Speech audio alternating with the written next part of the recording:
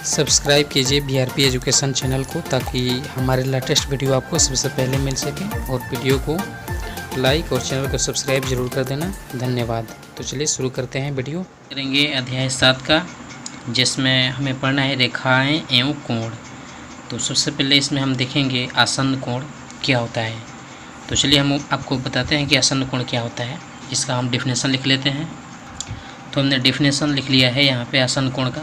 यहाँ पे आसन्न कोण का डेफिनेशन है, यदि दो कोणों का शीर्ष बिंदु एक ही हो, दो कोण हो जिसका शीर्ष बिंदु जो है एक ही हो तथा उसकी एक भुजा उभयनिष्ठ हो, एक भुजा क्या हो, उभयनिष्ठ हो, एवं उन दोनों कोणों की अन्य भुजाएं उभयनिष्ठ भुजा के एक ही और न हो, तो वे परस्पर आसन्न कोण कहलाते हैं। ठीक है, अब चलिए यहाँ पे हम देखेंगे आसन्न कोण क्या होता है। जैसे कि यहाँ पे कह रहा है कि यदि दो कोणों का शीर्ष बिंदु एक ही हो, जैसे मान लीजिए कि एक यहाँ पर कोण है, ठीक है,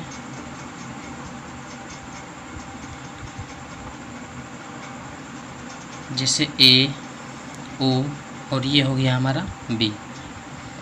और यहाँ पे कह रहे यदि दो कोणों का शीर्ष बिंदु एक ही हो और इसके अंदर में जैसे कि हम एक और ले लेंगे कोई एम, तो यहाँ पे यदि दो कोणों का शीर्ष बिंदु एक हो, जैसे कि ये कोण ए ओ एम का शीर्ष पॉइंट जो है ए है और बी ओ एम का जो शीर्ष पॉइंट ए ओ है, तो इन दोनों का कोण, जैसे कि ये वाला जो कोण है कोण एक और कोण दो, इन दोनों कोणों का जो शीर्ष पॉइंट क्या है, ओ है।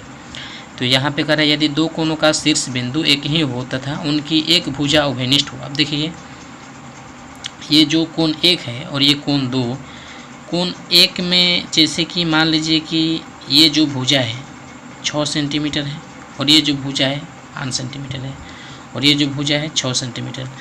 तो यहाँ पे देखेंगे तथा उनकी एक भुजा उभयनिष्ठ हो। अब देखिए ये जो 5 सेंटीमीटर की भुजा है कोण एक वाली में है कि नहीं है, क्योंकि यहाँ पे ए ओ एम कोण एक वाला में ओ एम है 5 सेंटीमीटर। अब बी ओ एम में 5 सेंटीमीटर, क्योंकि यहाँ से जो ओ एम है 5 सेंटीमीटर, ये दोनों कोण में क्या है, उभयनिष्ठ है। तो यदि दो कोणों का शीर्ष बिंदु एक ही हो तथा उनकी एक भुजा उभयनिष्ठ हो, जिससे कि ये भुजा जो है इन दोनों कोण में उभयनिष्ठ हो और उन दोनों कोणों की अन्य भुजाएं उभयनिष्ठ भुजा के एक ही और न होकर के परस्पर अलग अलग हो, तो ये जो है आसन्न कोण कहलाते हैं ये। ठीक है, तो अब देखेंगे इनका दूसरा डिफिनेशन। अब जैसे इसमें हम लिख सकते हैं कि कोण ए ओ एम तथा कोण बी ओ एम, आप इसका नाम किसी तरीके से रख सकते हैं, जैसे ए ओ एम या एम ओ ए, इस कोण का नाम बी ओ एम या एम ओ बी आप बोल सकते हैं। तो यहाँ से ए ओ एम तथा बी ओ एम ये जो दोनों कोण हैं आसन्न कोण है, क्या है, आसन्न कोण है। तथा अब यहाँ पे लिखेंगे इसका जो शीर्ष पॉइंट है, शीर्ष बिंदु क्या है, वो है। ठीक है, शीर्ष बिंदु जो है वो है। और इसमें देखिए उभयनिष्ठ जो है,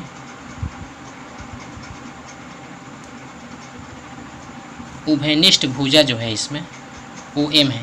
उभयनिष्ठ भुजा क्या है, ओ एम, क्योंकि ओ एम जो है इन दोनों में है, जैसे कि हमने आपको बताया। तो इस तरीके से इसका पूरा डिफिनेशन क्लियर हुआ। आगे देखेंगे हम इनकी अगले पॉइंट शीर्षाभिमुख कोण को। अब देखिए शीर्षाभिमुख कोण क्या होता है, इसका हम फुल एक्सप्लेन और डिफिनेशन भी देंगे और एग्जाम्पल के साथ। तो शीर्षाभिमुख कोण जो होता है, जैसे कि दो लाइन यहाँ पे हम लिखेंगे, दो रेखाएं जब एक दूसरे को किसी बिंदु पर प्रतिच्छेद करती हो तो उसके कटान बिंदु से बने कोण ये आपका शीर्षाभिमुख कोण हो जाएगा। ठीक है, शीर्षाभिमुख कोण कहते हैं। यहाँ पे शीर्षाभिमुख कोण कह रहा है कि दो रेखाएं जब एक दूसरे को किसी बिंदु पर प्रतिच्छेद करती हो तो उसके कटान बिंदु से बने जो कोण होते हैं उन्हें हम शीर्षाभिमुख कोण कहते हैं। जैसे कि यहाँ पे दो लाइन हम ले लेते हैं यहाँ पर, जैसे कि एक लाइन ये है AB और हम एक और लाइन लेंगे दूसरी जो कि इसे कटना चाहिए। तो चलिए हम यहाँ पे जैसे मान लीजिए कि यही ले लेते हैं, यहाँ हम लिख लेंगे इसे AB, चलिए इसे हम CD कर देते हैं। ये हो गया हमारा C और ये D। तो अब यहाँ से ये जो AB रेखा है और ये CD ये O पर क्या करती है, प्रतिच्छेद करती है। तो यहाँ पे दो रेखाएं जब एक दूसरे को किसी बिंदु पर प्रतिच्छेद करती है, तो जैसे दो रेखाएं AB और CD किसी बिंदु O पर प्रतिच्छेद करती है तो यहाँ जो कोण बनते हैं ये कोण, जैसे मान लीजिए कि ये 1 हो गया और ये 2, यहाँ से ये 3 हुआ कोण और ये 4। तो ये जहाँ कोण 1 2 3 4 ये जो है ये हमारा क्या हुआ, शीर्षाभिमुख कोण। अब देखिए यहाँ पे हम देखेंगे कोण 1 का शीर्षाभिमुख क्या हो जाएगा 2 और कोण 3 का शीर्षाभिमुख क्या होगा 4 होगा, क्योंकि शीर्षाभिमुख का मतलब होता है इसके सामने सामने वाला जो कोण होता है उसे हम क्या बोलते हैं, शीर्षाभिमुख। अब जैसे मान लीजिए कि लिखेंगे हम यहाँ पे ये जो कोण 1 है इसका नाम क्या है, कोण AOC। AOC जो बराबर होगा ये कोण BOD का, कोण BOD। अब किस सिद्धांत पर ये दोनों कोण बराबर हैं, जैसे कि AOC और BOD जो है ये किस सिद्धांत पर बराबर है, तो यहाँ पे हम लिखेंगे इसी को कि ये जो है शीर्षाभिमुख कोण है, शीर्षाभिमुख कोण। ठीक है, इसी सिद्धांत पर हम इसे बोलेंगे कि ये जो कोण क्या है बराबर है। अब यहाँ पर भी इसे लिख सकते हैं कोण AOD, जैसे कोण AOD, कोण AOD जो है किसके बराबर है, तो BOC का। यहाँ पे लिखेंगे कोण BOC। ये भी शीर्षाभिमुख कोण है दोनों, क्योंकि कोण AOC और BOD ये दोनों शीर्षाभिमुख कोण हैं और यहाँ से AOD और BOC ये दोनों भी शीर्षाभिमुख कोण है। तो ये जो हमारा हुआ AOD और बराबर BOC ये हमारा क्या है, शीर्षाभिमुख कोण है, शीर्षाभिमुख कोण। ठीक है, अब देखिए जैसे मान लीजिए कि अगर इसे आपको प्रूफ करने के लिए एक और चीज़ बताना पड़ेगा जिसे रैखिक युग्म। तो चलिए हम सबसे पहले रैखिक युग्म आपको बता देते हैं और फिर वहीं पर आपको प्रूफ कराएंगे। तो आगे देखते हैं रैखिक युग्म को। तो हम यहाँ पे रैखिक युग्म का बात करेंगे। तो चलिए हम यहाँ पे रैखिक युग्म का डेफिनेशन लिख लेते हैं और उसके बाद रैखिक युग्म को फुल एक्सप्लेन किया जाएगा।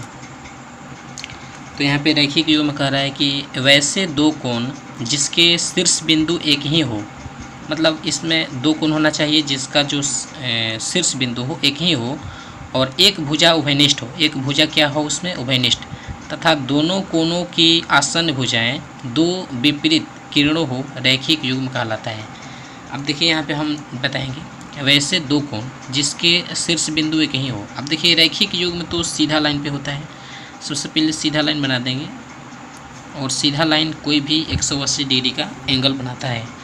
तो यहाँ पे कह रहा है कि वैसे दो कोण जिसके शीर्ष बिंदु एक ही हो। जैसे मान लीजिए कि इसमें हम कहीं पर भी लाइन खींचेंगे तो यहाँ से इसमें दो कोण बनना है। जैसे कि ये एक कोण हो गया, कोण 1, और ये इसके साइड वाला 2। जैसे मान लीजिए कि AB एक रेखा है और यहाँ से C, तो इसमें जब दो कोण, ये कोण हो गया और यहाँ पे O ले लेंगे। जैसे AOC एक कोण 1 हो गया और BOC ये कोण दूसरा हो गया। तो इस तरीके से ये जो कोण बनता है ये जो है हमारा रैखिक युग्म है। ठीक है, इसे हम रैखिक युग्म बनते हैं। रैखिक युग्म पे आप बहुत सारे कोण बना सकते हैं। तो यहाँ पे कह रहा है कि वैसे दो कोण जिनके शीर्ष बिंदु एक ही हो। दो कोण है जिसका शीर्ष बिंदु जो है क्या है, वो है एक ही हो और एक भुजा उभयनिष्ठ हो। अब देखिए इन दोनों कोण में OC जो है उभयनिष्ठ है, क्योंकि इस कोण में कोण 1 में OC है कि नहीं, OC है। और इसके बगल वाला जो कोण है जिससे कि कोण 2, इसका नाम BOC है। तो तो इसमें भी OC है, यानी कि OC जो है इस हिस्से में भी है, इस कोण वाले में, और OC जो है इस कोण में है, दोनों कोण में है। तो जब जो भी कोई चीज़ दोनों में होगा तो उसे हम उभयनिष्ठ बोलते हैं। उभयनिष्ठ का मतलब होता है साझा। तो एक भुजा उभयनिष्ठ हो तथा दोनों कोण की आसन्न भुजाएं दो विपरीत किरण हो। अब देखिए यहाँ से ये अलग किरण है और ये अलग किरण है, विपरीत किरण हो तो रैखिक युग्म कहलाता है। ये जो सिस्टम है कोणों का, ये रैखिक युग्म कहलाता है। अब रैखिक युग्म में जैसे मान लीजिए कि यहाँ से कोण हो गया PQ, तो यहाँ से आपने एक कोण बना दिया, जैसे कि कोण 1 हो गया, और यहाँ से भी आपने लिख दिया यहाँ पे 2 3। तो इस तरीके से यहाँ पे सीधा जो लाइन है, सीधा लाइन, तो सीधा लाइन जो होता है 180 डिग्री का एंगल बनाता है। तो इस तरीके से यहाँ पर जो भी कोण बनता है ये सबका मिलाकर 180 डिग्री का मान होगा, और इसी को हम बोलते हैं रैखिक युग्म। अब देखिए रैखिक युग्म का मतलब होता है जैसे कि ये वाला कोण जो एक एंगल है ये हमारा हो गया 120 डिग्री, ठीक है। ये कोण जो एक है ये कितना होगा 120। तो इस तरीके से ये कितना होना चाहिए, ये होना चाहिए 60, क्योंकि इन दोनों का मान कितना होना चाहिए हमें 180। तो 120 और प्लस में 60 जोड़ेंगे तो क्या होगा 180। अब इस तरीके से मान लीजिए कि अगर ये कोण 90 होगा, ये कोण कितना हुआ 90, और ये कोण जो है ये कोण मान लीजिए कि 45 हमने लिख दिया, तो ये कोण कितना होना चाहिए 45, क्योंकि 45 45 90 और ये 90 180 के बराबर होना चाहिए। तो ये जो सिस्टम है हमारा क्या है 180 डिग्री, और जिसे हम क्या बोलते हैं रैखिक युग्म बोलते हैं। अब रैखिक युग्म में एक और उदाहरण पे हम समझा देते हैं आपको। जैसे कि ये सीधा लाइन हो गया, जैसे मान लीजिए कि ये कोण है हमारा 40 डिग्री, ठीक है। तो ये वाला कोण कितना होना चाहिए, अब देखिए 140 में क्या जोड़ेंगे कि 180 आएगा, तो यहाँ से लिख सकते हैं 140, क्योंकि 140 और 140 इन दोनों का योग कितना हो जाएगा 180। तो इस तरीके से ये जो कोण है इसे हम बोल सकते हैं कि ये क्या है रैखिक युग्म है, ठीक है। जैसे मान लीजिए कि PQ एक रेखा है और जिस पर OM, तो इस तरीके से जो POM 140 डिग्री है और QOM ये कितना है 40 डिग्री। तो ये जो सिस्टम क्या है रैखिक युग्म है। उम्मीद करता हूँ कि आपको रैखिक युग्म समझ में आ गया होगा। आगे देखेंगे एक्सरसाइज को। चलिए हम इसे समझ लेते हैं समांतर रेखा और तिर्यक रेखा के बारे में। अब देखिए समांतर रेखा और तिर्यक रेखा क्या होता है, जैसे कि यहाँ पे हम दो लाइन लेंगे जो कि समांतर है, यहाँ पे A B और ये हो गया हमारा C और ये D। तो समांतर रेखा और तिर्यक रेखा, जैसे कि दो समांतर रेखा हमारा AB और ये क्या है CD है, और इसके हम ले लेंगे यहाँ पर एक तिर्यक रेखा कोई भी AB CD, जिसे मान लीजिए कि यहाँ पे हम ले लेंगे MN। तो यहाँ पे समांतर रेखा और ये जो समांतर रेखा हमारा क्या है AB है CD है, और तिर्यक रेखा क्या है MN है। तो इस सिस्टम में जो हमारा एंगल बनेगा, अब देखिए यहाँ पे हम आपको बताते हैं कि जब हम इस लाइन को अगर बंद करेंगे इससे, तो हमने आपको पहले बताया है कि ये जो दोनों कोण होंगे ये शीर्षाभिमुख कोण होंगे, और ये जो कोण होंगे ये भी शीर्षाभिमुख कोण होंगे। जैसे कि यहाँ पे हम लिख लेते हैं 1 2 और ये 3 और ये क्या होगा हमारा 4, और यहाँ पे ये जो कोण है एंगल इसे हम लिख लेते हैं 5, ये हमारा होगा 6 7 8। अब देखिए यहाँ पे कोण 1 और कोण 3 के बराबर हो गए। यहाँ पे लिखेंगे कोण 1 बराबर कोण 3, क्यों? क्योंकि ये जो कोण है 1 और 3, अब जैसे यहाँ पे लिखेंगे कोण 2 और बराबर कोण क्या हो जाएगा 4, 2 के बराबर 4। ये जो दोनों कोण हैं ये शीर्षाभिमुख कोण, ठीक है। ये 1 बराबर 3 और 2 बराबर 4, मतलब तिरछा तिरछी जो भी कोण है तो इसे हम बोलते हैं शीर्षाभिमुख कोण। जैसे कि 2 का शीर्ष जो है यहाँ पे है और 4 का जो शीर्ष है यही है, दोनों 2 का शीर्ष भी यही है और 4 का शीर्ष भी यही है, और 1 का भी शीर्ष यही है, 3 का भी यही है। तो इसलिए ये दोनों जो कोण है 2 4 और 1 3 ये शीर्षाभिमुख कोण है।